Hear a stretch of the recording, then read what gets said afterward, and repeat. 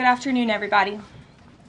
President Trump campaigned on the promise to secure our homeland and deport violent alien criminals from our communities.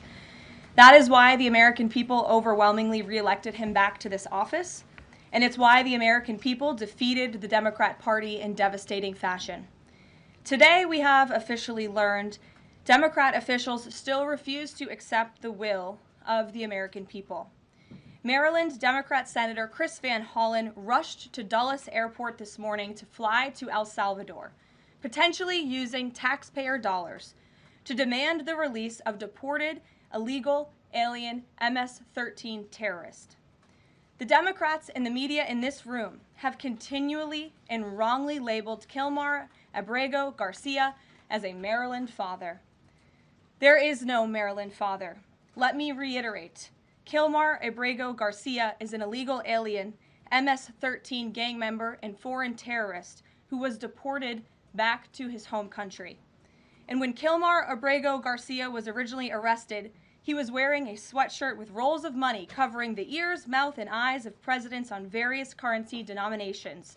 This is a known MS-13 gang symbol of hear no evil, speak no evil, see no evil. Abrego Garcia was also arrested with two other well-known members of the vicious MS-13 gang. And two separate judges found that Abrego Garcia was a member of MS-13, and that finding has never been disputed. And just this morning, it was revealed through Maryland court documents that Abrego Garcia's wife petitioned for an order of protection against him for 2 instances of domestic violence in May of 2021. And here is the order right here. The court ordered that the respondent committed the following acts of abuse. Once in May of 2021, assault in any degree. And on May 4th of 2021, he punched and scratched his wife, ripped off her shirt, and grabbed and bruised her.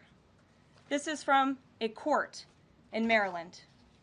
So not only are Democrats rushing to defend an illegal criminal foreign terrorist gang member, but also an apparent woman beater.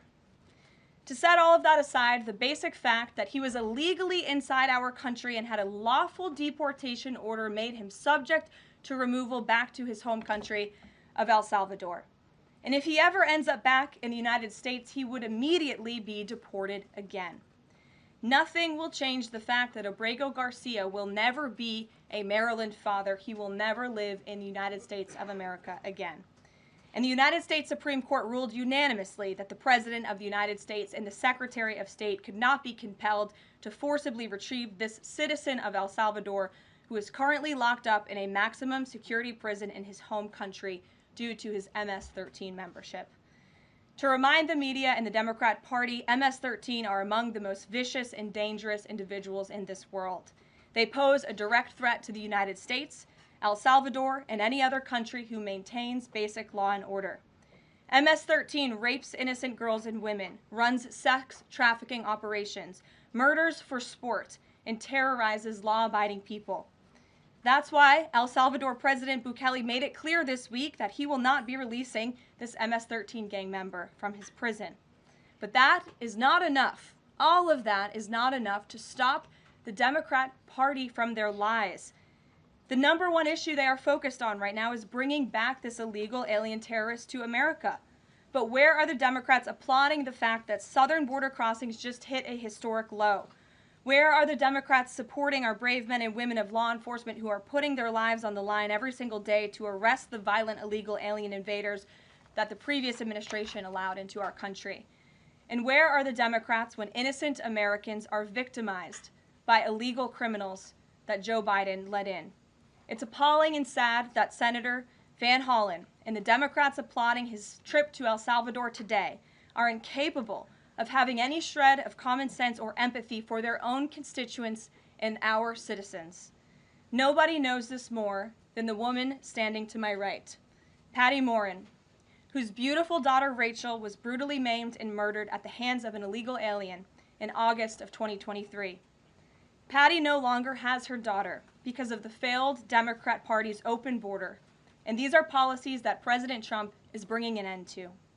Patty should not have to be here today, but she is, and we are grateful and we are honored for her willingness and her request to share her powerful story with the world. Thank you, Patty, for being here. Thank you. A lot of you don't know the whole story about Rachel and about the crime that was committed against her. Even us, her family, we didn't know all the details.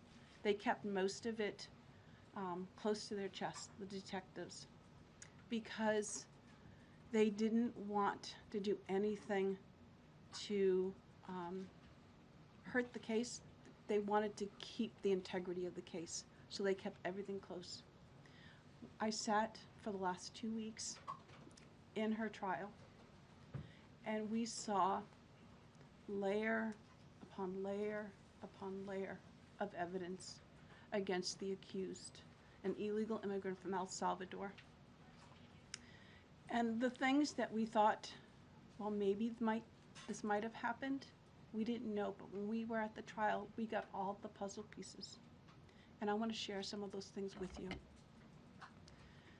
You know that Rachel's a 37-year-old mother. She has 5 children.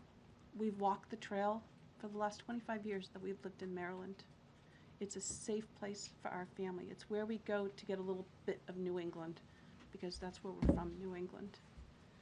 When she went on that trail that day, she was not planning on dying. She wasn't planning on walking to her death. She was planning on going to the grocery store with her girls afterwards. Victor Martinez, he waited for her. He waited for her to come closer. He saw her. He saw that there was nobody around. He attacked her. He dragged her 150 feet, blood gushing from her head. It left a 150-foot trail of her blood to the culverts, where he picked her up, he threw her against the wall of the tunnel, and he raped her. But before he did that, he stopped on that trail, and rocks, still stained with her blood, he used them to hammer her head against those rocks. They say at least 20 times they could count the cuts in her head. They said that when they did the autopsy, and I've seen the pictures, there's a 6-inch square in the back of her head where the skull is shattered the way that you would crush an eggshell in pieces. 3/4 of her brain hemorrhaged. Her right and left side of her face bashed in. Her beautiful face bashed in. Her head bashed in. Broken bones, fractures. He takes and he drags her some more. He drags her through the thorn bushes. She has all the scrapes and cuts on her body. There wasn't 1 inch of her body that didn't have some kind of injury, whether it's bruising, broken bones, contusions, the scratches. She had a fractured rib, fractured nose, fractured skull. And then he takes her into the tunnel, and he picks her up. He throws her against the wall. Blood is gushing from her head. Her hair is soaked in blood. And they showed us pictures of her body against the wall, outlined. The blood outlined her body. And you could see where the blood ran down around her as he was raping her. And then he threw her down and raped her some more. And then he strangled her because he didn't want her to be able to live to tell the story. They said that when they did the autopsy on her neck, that one of the things they do is they open up the neck and they look to see how far the injury is. And they went all the way down as far as an injury is possible, hemorrhaging in the muscles, because of how strong and violent the group was around her. These are the kind of people that have no compulsion. Like, to them, this is nothing. And when he was sitting in the courtroom, he actually looked like he thought he was going to be set free. There was no remorse on his face at all. This person took my daughter so violently and so gruesomely and so graphically that they sealed the pictures, because I don't want my granddaughters to see these pictures. These are the kind of criminals President Trump wants to remove from our country. These are the kind of criminals that we need to remove from our country. We are American citizens. Why should we allow people like this, violent criminals that have no conscience at all, to murder our mothers, our sisters, our daughters? I don't understand why there's even any kind of problem with this. And it's not that it's political, like the left or the right, although I understand different parties have used it in the past. But we have to look at it as we are American citizens. We need to protect our families, our borders, our children. I don't care about politics. Well, I do, but I want to preserve life. And that's the only reason why I have taken and spoken about Rachel all this time. If you're a mother here in the room, can you imagine standing there alive? You're alive, and someone comes and puts their hands into your chest and rips out your heart? That's what it feels like. It feels like a part of you is being ripped out of you. You can't even describe the pain. Just like you can't describe to your husband what it feels like to carry a baby in your womb, or to feel those first kicks, or to know just intuitively if it's a boy or a girl. It's only a thing that a mother knows. Why are we not protecting the American citizens? It's just common sense. Why are we not protecting our children? And to have a senator from Maryland who didn't even acknowledge or barely acknowledge my daughter and the brutal death that she endured, leaving her 5 children without a mother and now a grandbaby without a grandmother, so that he can use my taxpayer money to fly to El Salvador to bring back someone that's not even an American citizen.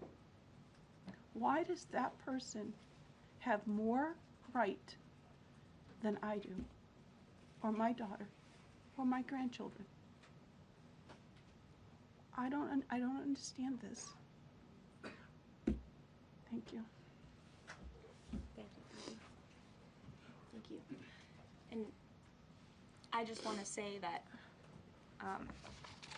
as a mother and as an American citizen, the president and our entire team, and I hope people in this room are grateful for your willingness to come here and your request to share your daughter's story. And I think the country hears you loud and clear. So thank you. Does anyone have any questions for Patty or for me? No? I have a question. No? Anybody? Okay. We'll see you all later. The president will be at his dinner later this evening. Thank you. Thank you for being here this morning.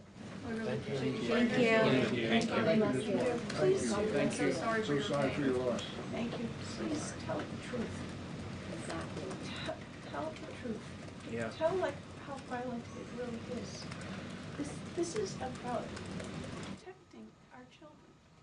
It's more than just politics or votes or just anything. It's about national security, protecting Americans, protecting our children. Thank you. And thank you for listening. Thank you for being here.